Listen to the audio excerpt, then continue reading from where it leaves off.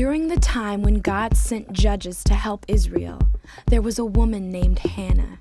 Hannah really wanted to have children, but was unable to. One day, she was so sad about this that she burst out crying and praying to God to give her a son. One of the priests of Israel named Eli was nearby and heard her and assumed she was drunk. "How long are you going to stay drunk?" he said to her. "Put down your wine." Hannah explained that she was not drunk, but weeping and praying for God to give her a son.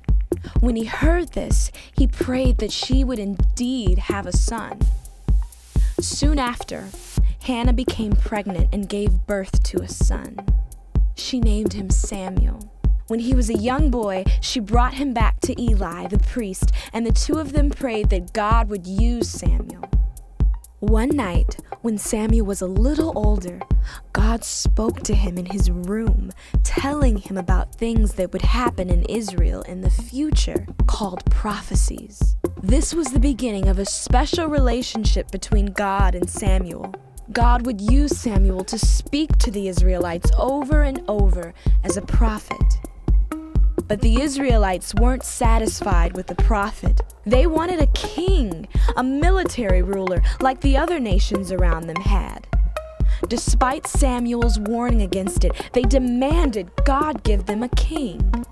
Eventually, God told Samuel who to make king, a man named Saul, who was easily a foot taller than any other man, someone the Israelites would trust to lead them. Samuel brought Saul in front of all of Israel.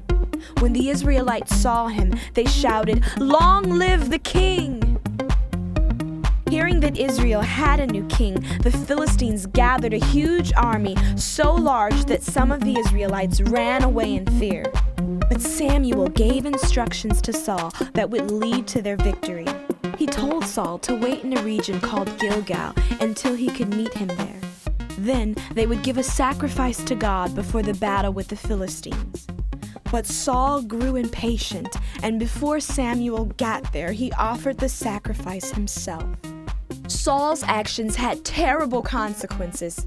He continued to choose to go against what God commanded, and instead built up his own wealth and power, leading to the end of his rule in Israel.